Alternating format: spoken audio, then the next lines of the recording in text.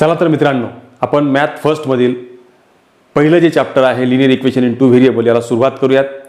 सर्वप्रथम सर्व विद्यार्थी मित्रांना माझा एक प्रश्न असेल की जर समजा या ठिकाणी x अधिक y बरोबर 10 असेल तर x आणि y यांच्या काय किमती येऊ शकतात। थोडा विचार केल्यावर तुमच्या लक्षात येईल की या ठिकाणी मी 1 अधिक 9 ठेवला तरीही मला 10 मिळणार आहे। यानंतर मी या ठिकाणी 2 अधिक 8 ठेवला तरी मला 10 मिळणार आहे, किंवा 5 अधिक 5 ठेवला तरीही 10 मिळणार आहे। याचा असा अर्थ होतोय की हे जे इक्वेशन दिसतंय या इक्वेशन मध्ये दोन व्हेरिएबल वापरले गेलेले आहेत आणि दोघी व्हेरिएबलची किंमत पैकी एक किंमत तरी आपल्याकडे कमीत कमी असणं आवश्यक आहे, तर आपण दुसरी किंमत जी ती काढू शकू। आणि याचे एक नव्हे तर याचे इन्फायनाइटली मेनी म्हणजेच इन्फायनाइट पर्यंत त्याचं सोल्युशन निघणार। एक्स आणि वाय यांच्या इन्फायनाइटली मेनी व्हॅल्यूज निघतील, म्हणजे त्याचं सोल्युशन जे आहे ते युनिक असणार नाही, त्या ठिकाणी असंख्य त्याचे सोल्युशन असणार आहे। म्हणजे अशा प्रकारचे जे इक्वेशन्स असतात या इक्वेशन्स मध्ये एक्स आणि वाय असे दोन व्हेरिएबल वापरले गेलेले आहेत।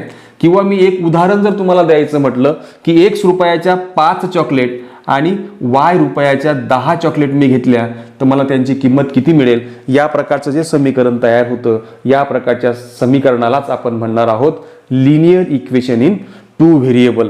आणि linear equation in two variable हे जर इक्वेशन आहे एकटं लिहिलं गेलं तर त्याला इन्फायनाइटली मेनी सोल्युशन्स आहेत, परंतु ते जर जोडून लिहिले गेले तर त्याचे सोल्युशन जे आहे ते युनिक होऊ शकतात। म्हणजे जसं की मी याच्या सोबत x अधिक y बरोबर काहीतरी असं एक इक्वेशन लिहिलं आणि मग मला दोन इक्वेशन जर मी एक साथ लिहिले तर याला आपण म्हणणार आहोत simultaneous equations. Simultaneous equations in two variable म्हणजे इथे ज्या वेळेला दोन सोल्युशनचा एकत्रित विचार होतो, एकाच वेळी आपण त्यांचा विचार करतो, त्यावेळेला तयार झालेले जे दोन इक्वेशन्स किंवा दोनापेक्षा जास्त इक्वेशन्स असतील तर त्याला आपण म्हणणार आहोत simultaneous equations in two variable. मग याला मात्र युनिक सोल्युशन मिळेल, म्हणजेच ओनली वन सोल्युशन त्यावेळेला मिळणार आहे। म्हणून याचा जो जनरल फॉर्म आहे या इक्वेशनचा तो या प्रकारे लिहिला जातो ax + by + c = 0। हा त्याचा जनरल फॉर्म आहे, ज्यात a b c जे आहेत ते कॉन्स्टंट आहेत, रिअल नंबर आहेत। एकाच वेळी a आणि b हे शून्य राहू शकत नाहीत, 0 राहू शकत नाहीत। अशा प्रकारच्या इक्वेशनला आपण म्हणतो linear equation in two variable. आता इक्वेशन आलं म्हणजे त्याला सोल्युशन आलं, सोल्युशन आलं म्हणजे त्याला सोल्युशन काढण्याच्या मेथड्स आल्या। तर आपण या इक्वेशनला सॉल्व्ह करण्याच्या असंख्य ज्या मेथड्स आहेत, भरपूर मेथड आपण त्याचा वापर करू शकतो, त्या मेथडच्या साहाय्याने आपण हे इक्वेशन जे ते सॉल्व्ह करणार आहोत। 9th स्टँडर्डला काही तुम्ही जे प्रिव्हियस इयरला शिकला आहात त्या मेथड्स आणि नंतर आपण नव्याने आणखी दोन मेथड्स शिकणार आहोत। शिवाय या इक्वेशनला आपण लिनियर इक्वेशन म्हणण्याचं साधं सोपं कारण आहे, कारण या इक्वेशन पासून जर आपल्याला दोन व्हेरिएबल दिसत आहेत म्हणजे हे दोन कोऑर्डिनेटचं सुद्धा काम करतात, एक्स कोऑर्डिनेट वाय कोऑर्डिनेट। जर हे आपण जे पॉइंट मिळवलेले आहेत 1 9 2 8 5 5 हे जर आपण या आपल्या ग्राफ पेपरवरती काढले कार्टेशियन प्रोडक्ट सिस्टीम मध्ये तर त्या ठिकाणी मिळणाऱ्या पॉइंट पासून असे पॉइंट आपल्याला मिळतात जे एकाच रेषेमध्ये असतील, म्हणजेच त्यांच्यापासून आपण एक लाईन ड्रॉ करू शकतो, स्ट्रेट लाईन त्या ठिकाणी ड्रॉ होते आणि म्हणून आपण त्याला लिनियर इक्वेशन असं म्हणतो। ह्या 2 डायमेन्शनल जॉमेट्रीमध्ये त्या इक्वेशन पासून आपण एक स्ट्रेट लाईन जी आहे तिचा ग्राफ काढू शकतो, म्हणून आपण त्याला linear equation in two variable असं म्हणतोय। पुढे आपण बघूयात एक एक स्टेप बाय स्टेप यांचे सोल्युशन्स कसे केले जातात। चला तर बघूयात प्रॅक्टिस सेट 1.1। फर्स्ट क्वेश्चन आहे कंप्लीट द फॉलोइंग ऍक्टिव्हिटी। पहिला क्वेश्चन डायरेक्ट ऍक्टिव्हिटीचा आहे। To solve the simultaneous equations, equation दिले 5x + 3y = 9, 2x - 3y = 12। Let's add equations 1 आणि 2। हे 1 आणि 2 इक्वेशन ऍड करण्याचं कारण असं आहे की इथे जर साइन अपोजिट असतील आणि कोएफिशियंट जर इक्वल असतील तर आपण अशा वेळेला त्यांना ऍड करतो, कारण ऍडिंग केल्यावरती हे दोघी कॅन्सल होतात आणि एक व्हेरिएबल आपल्याला मिळतो। आपण बाय इलिमिनेशन मेथड वापरतो, एक व्हेरिएबल इलिमिनेट केल्यानंतर यात दोघींची जर ऍडिशन केली तर इथे प्लस साइन लिहिली आहे, दोघींची ऍडिशन केली 5 + 2 जे आहे ते 7 होणार आहे, x या ठिकाणी आहे आणि हे कट होईल। 9 + 12 जे आहे ते 21 होईल। या ठिकाणी x = हा 21 त्याच जागेवरती आहे, हा 7 याला मल्टिप्लाय आहे तो इकडे येताना डिवाइड होईल आणि 7 ने जर आपण याला भाग दिला 7 3 = 21 त्यानुसार आपल्याला x जो आहे तो 3 मिळतोय। आणि प्लेस x = 3 जी व्हॅल्यू आहे ती कुठल्याही एका इक्वेशन मध्ये आपण पुट करू शकतो। यांनी या ठिकाणी टाकलेलं आहे त्या फर्स्ट इक्वेशन मध्ये, म्हणून 5 multiply by x in place of x place 3 is here, कारण एक्सची व्हॅल्यू आपण 3 काढलेली होती. नंतर प्लस 3y जो आहे तो as it is equal to 9. नंतर 5 3 15 या ठिकाणी होतात आणि हा 15 जो आहे तो त्या साईडला पाठवला तो तिकडे आता मायनस होऊन जाईल. म्हणून हा 9 त्याच जागेवरती, 3y त्याच जागेवरती, हा 5 3 15 तिकडे पाठवला. 9 मायनस 15 जे आहे ते आपल्याला मिळतात -6. आणि नंतर आपण याला जर डिव्हाइड केलं, हा 3 जो आहे तो इकडे येताना डिव्हाइड होईल, तर तो इकडे डिव्हाइड झाला आणि हा -6 त्याच जागेवरती आहे. नंतर 3 जर याला -6 ला डिव्हाइड केलं, 3 2 6, त्यानुसार हा y इक्वल तुम्हाला -2 मिळतोय. यावरून आपल्याला x आणि y दोघींच्या व्हॅल्यूज मिळाल्या आहेत. x आपण फाइंड केला आहे 3 आणि y आपल्याला मिळालेला आहे -2. हे असणार आहे आपलं फायनल आन्सर. नेक्स्ट पाहूयात question number 2. Solve the following simultaneous equations. हे इक्वेशन्स आपल्याला सॉल्व करायचे आहेत. सर्वप्रथम write the given equations. 3a + 5b = 26, a + 5b = 22. पहिलं आपलं ऑब्झर्वेशन हे असायला पाहिजे, say this first and say this equation is second. आपण कोइफिशियंट चेक करायचे. ए चा कोइफिशियंट इथे 1, इथे 3 आहे, इथे 5 आहे, इथे 5 आहे. जर कोइफिशियंट इक्वल सापडले तर चांगली गोष्ट आहे.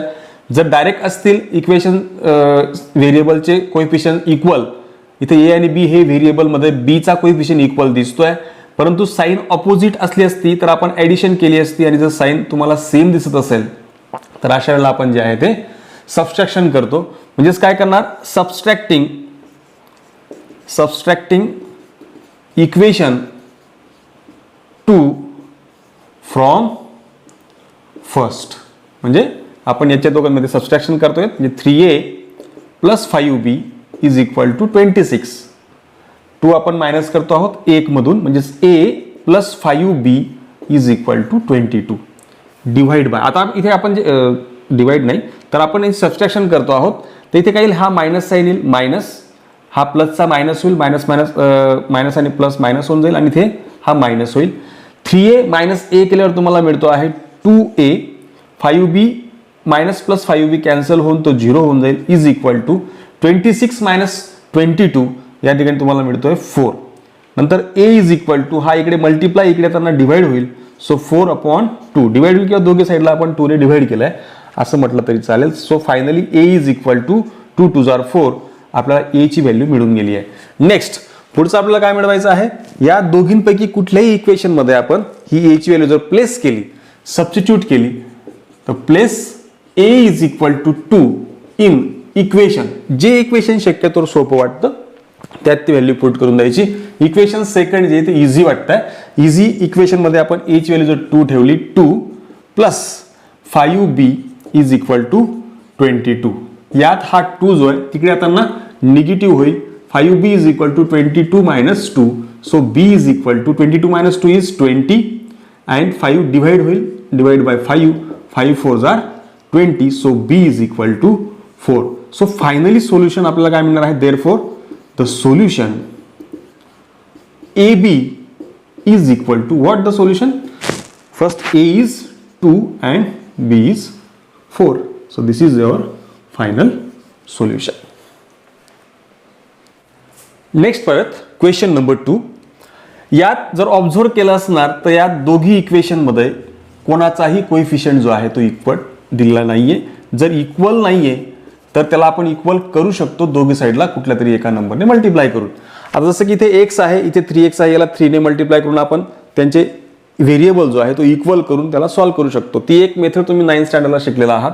अजून एक मेथड आपण पाहिली, जे इक्वेशन फर्स्ट दिसतंय, या इक्वेशन मध्ये समजा मी ह्या 7y ला तिकडे पाठवला, 10 - 7y, तर यात x एका व्हेरिएबलची व्हॅल्यू पुट करून मी दुसऱ्या याच्यामध्ये टाकली इक्वेशन मध्ये, तरी हे सिम्प्लिफाय होऊन एका व्हेरिएबल मध्ये मला एक इक्वेशन मिळणार आणि त्यावरून आपण जे आहे ते एका व्हेरिएबलची व्हॅल्यू काढू शकतो. म्हणून मी काय करतोय की फर्स्ट इक्वेशन जे आहे ते या प्रकारे सिम्प्लिफाय करून घेतोय.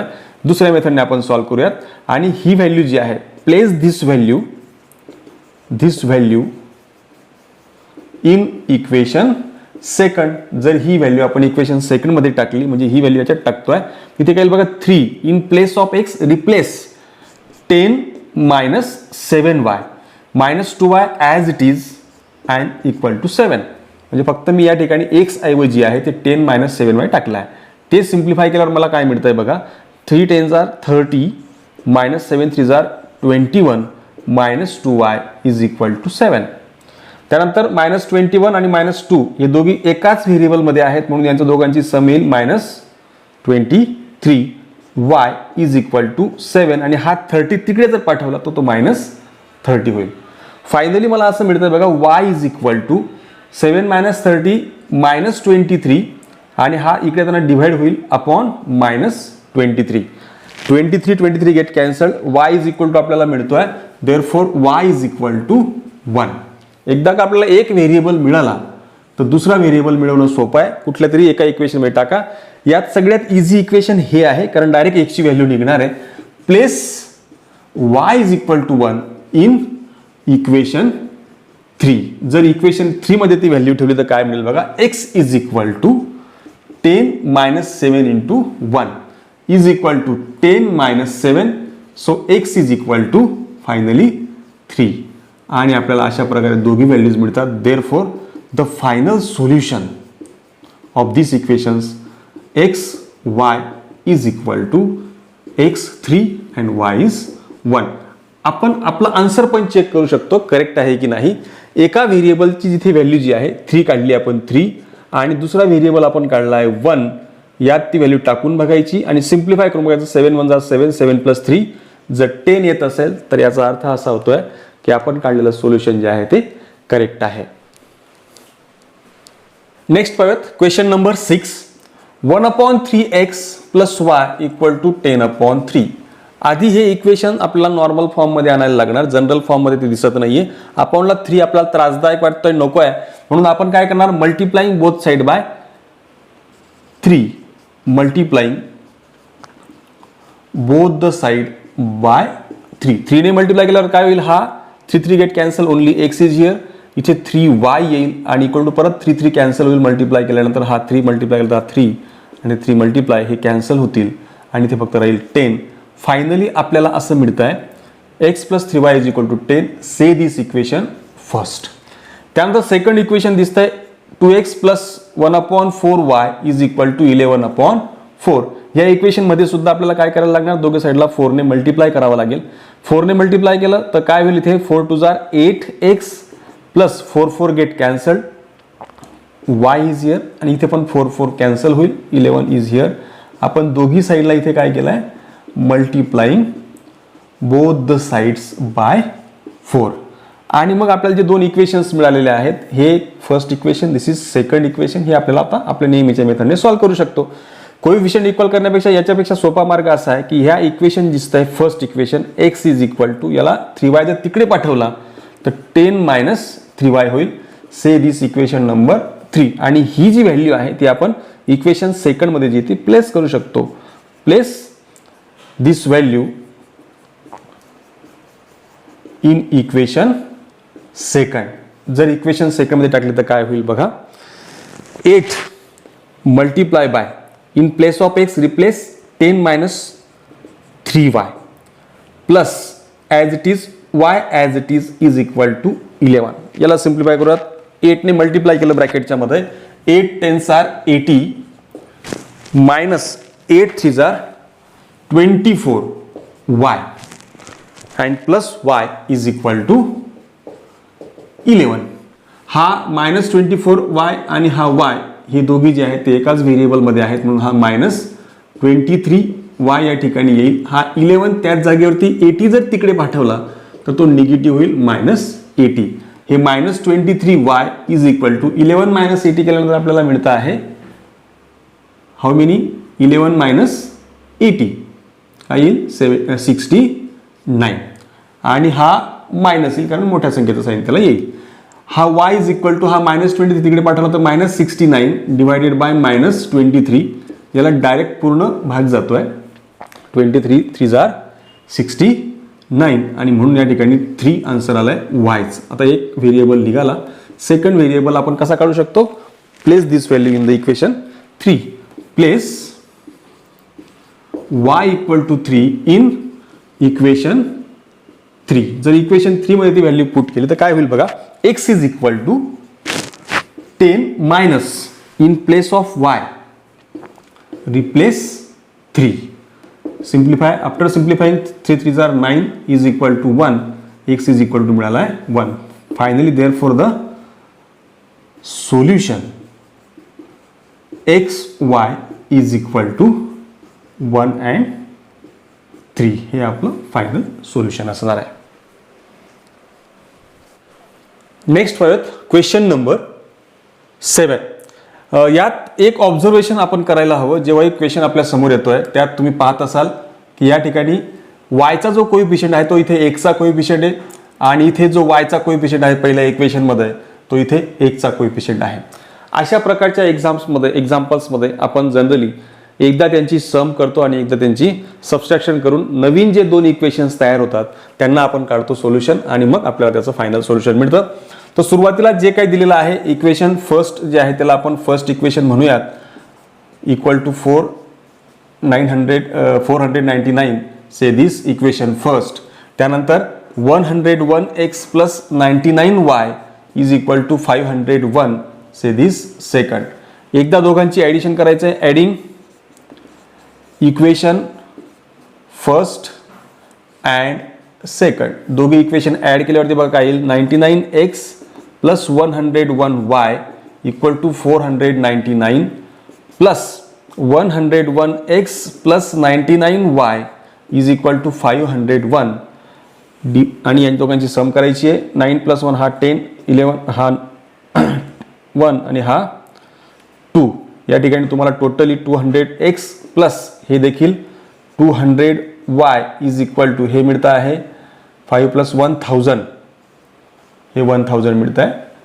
499 प्लस 1 केल्यानंतर 500 प्लस 500 1000 आणि हे या ठिकाणी दोघी ठिकाणी बघा याच्यात 200 आहे याच्यात 2 झिरो याच्यात 2 झिरो हे सगळं कॅन्सल होऊ शकतं म्हणून आपण divide both the side by 200 करू शकतो. जर 200 ने डिव्हाइड केलं तर काय होईल बघा हा 200 गेट कॅन्सल्ड. हा 200x upon 200 plus 200 upon 200y equal to 1000 upon 200 असं केल्यानंतर हा कॅन्सल आणि फायनली आपल्याला जे इक्वेशन मिळतं आहे ते आहे x plus y is equal to 0 get cancel 5 2 10 5 say this equation third. ही इक्वेशन थर्ड आपल्याला मिळतं आहे. त्यानंतर आपण काय करणार आहोत subtracting equation second from first. Subtracting करतोय. आता काय होईल 99x plus 101y is equal to 499 minus इथे येईल 101x plus 99y is equal to 501. Subtract करतोय म्हणजे हा इथे सबस्ट्रॅक्ट झाला इथे मायनस होऊन जाईल हा मायनस होऊन जाईल आणि याला सबस्ट्रॅक्शन करताना हा 99 मायनस जर आपण 101 केलाय तर इथे येईल मायनस 2x. इथे देखील काय येईल प्लस 2x 101 मायनस 99 केल्यानंतर आणि इथे सुद्धा आपल्याला काय मिळणार आहे मायनस 2. यात आता काय करू शकतो आपण सॉरी इथे y आहे. यात आपण काय करू शकतो divide both the side by -2 ने जर डिवाइड केलं तर काय होईल बघा -2x upon -2 plus 2 upon -2y is equal to -2 upon -2. आता हे -2 अपॉन -2 कॅट कॅन्सल होऊन जाईल. इथे कॅन्सल इथे राहील फक्त x. या ठिकाणी एक निगेटिव्ह म्हणून x -y is equal to इथे हा 1 येईल फक्त. आता आपल्याकडे दोन इक्वेशन्स तयार झाले इक्वेशन नंबर 3 आणि इक्वेशन नंबर 4. आता हे दोघी इक्वेशन जे आहेत ते आपण ॲडिंग करून पण सोडवू शकतो किंवा एका व्हेरिएबलची व्हॅल्यू काढून पण सोडवू शकतो. तर याला आता सोडवायचं समजा x is equal to 1 plus y मी याला केला इकडे किंवा दोघांचं ॲडिशन केलं तरी चालणार आहे. तर इथे काय होईल आता बघा x प्लस y जी व्हॅल्यू आहे ही व्हॅल्यू मला प्लेस करायची आहे. x is equal to 1 plus y in equation 3. Equation 3 मध्ये मी तिला प्लेस करतोय किंवा दोघांची ॲडिशन जरी केली तर इथे आन्सर तरी सुद्धा येत आहे. x plus y minus x minus Y दोघांची ॲडिशन करून पण आन्सर येत आहे. पण आपण ही मेथड अप्लाय करतोय की इथून ती व्हॅल्यू त्याच्यात टाकूयात. तर काय होईल याच्यात ती व्हॅल्यू टाकली तर x प्लस 1 प्लस वाय होईल. आता यात मी x ऐवजी 1 प्लस वाय टाकतोय. x ऐवजी 1 प्लस वाय इथे plus y is equal to येईल 5. Y plus y same variable आहे म्हणून 1 + 2y = 5 होईल. 2y = 5 हा तिकडे गेला मायनस होईल. त्यानंतर y येणार 6 आणि हा होईल डिवाइड तिकडे येताना 2, तर y येतोय 3 आणि ही व्हॅल्यू निघाली, ती व्हॅल्यू आपण टाकू शकतो याच्यामध्ये. Say this equation number 5 place y = 3 in equation 5. तर आपल्याला काय मिळेल बघा फायनली, x = 1 + 3 = 4. म्हणजे x पण तुम्हाला मिळाला आहे 4. देअरफॉर द फायनल सोल्युशन जे आहे ते सोल्युशन काय मिळणार आहे आपल्याला, xy = x आपल्याकडे आहे 4 आणि y निघाला आहे 3. हे असणार आहे आपलं फायनल सोल्युशन. अशा पद्धतीने जे आहे ते तुम्ही पुढे मी जे बोर्डवर एक्झाम्पल लिहितोय ते तुम्ही त्या प्रकारे सोडवू शकतात. विद्यार्थी मित्रांनो, याच पद्धतीने तुम्ही या प्रॅक्टिस सेट 1.1 मधले जे उर्वरित एक्झाम्पल्स आहेत ते याच पद्धतीने सॉल्व्ह करू शकतात आणि ते सॉल्व्ह केल्यानंतर त्यांचे जे उत्तर आहेत ते तुम्ही कमेंटमध्ये पण करू शकतात. यानंतरच्या व्हिडिओ लेक्चरमध्ये आपण या linear equation in 2 variable solve करण्याची जी दुसरी मेथड आहे ग्राफिकल मेथड आणि क्रॅमर्स रूल यांचा आपण कसा वापर करतो ते आपण पुढील व्हिडिओमध्ये बघणार आहोत. आता आपण याच ठिकाणी थांबूयात. Best of luck.